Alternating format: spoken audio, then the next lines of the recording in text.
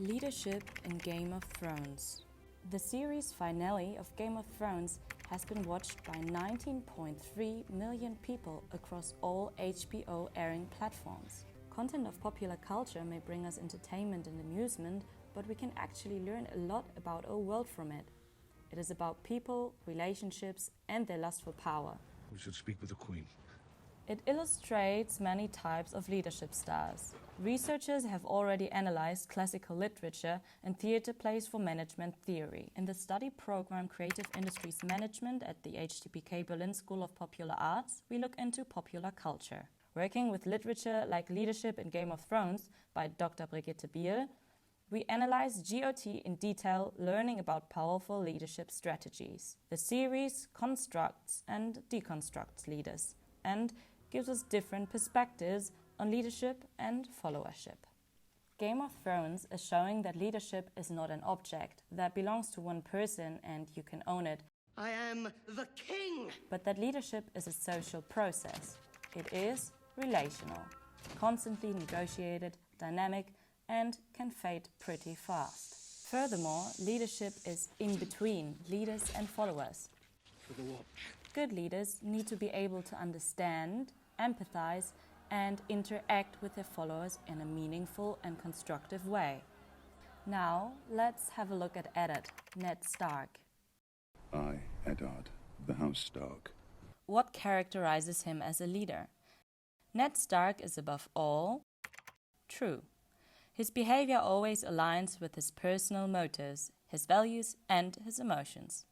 Everything with Ned is authentic. Appearance, actions, his way of A speaking. man who passes a sentence should swing the sword. For Ned, honor and justice stands above everything else. Whatever happens, he is a man of his word, sticks to his ideals, and chooses honor. This leadership style is called authentic leadership. Sounds great. Well, that doesn't turn out too good for him. So, how come Ned Stark fails?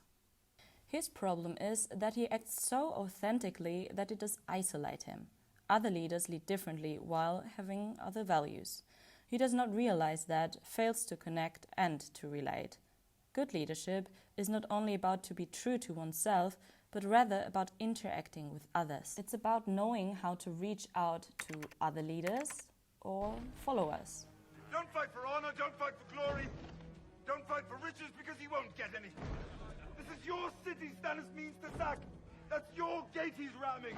If he gets in, it will be your houses he burns. This makes a powerful leader. Ned fails as he can't relate to Cersei, to Littlefinger, and to Varys. I want you to serve He does the not realm. see that being a leader sometimes demands to dismiss moral concepts to protect a kingdom in the bigger picture. You want me to serve the woman who murdered my king, who butchered my men, who crippled my son? Cersei does not have the same ideals like he has. For her, the own power and the own family comes over everything else. Everyone who isn't us is an enemy. Is this meant to be your shield, Lord Stark? A piece of paper.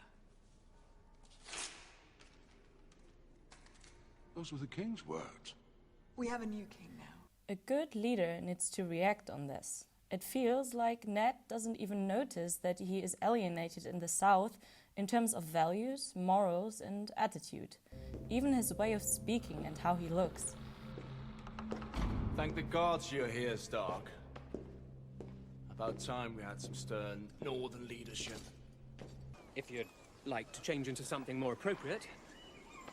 He doesn't see the effect he has on people in the South. When he left the North, he also left the Northern rules behind. In King's Landing, people are playing with different rules. When you play the Game of Thrones, you win, or you die. A big mistake of underestimation. There is no middle ground.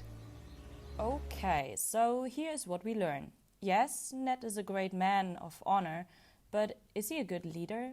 Well, honor is not everything. He completely fails on the relationship level, and he doesn't understand motives and behaviors of others. Leadership is not only about the character of the leader, him or herself, but it is interactive and arises through building relations with others, understanding and assessing them. Because if they cut him off, his head falls.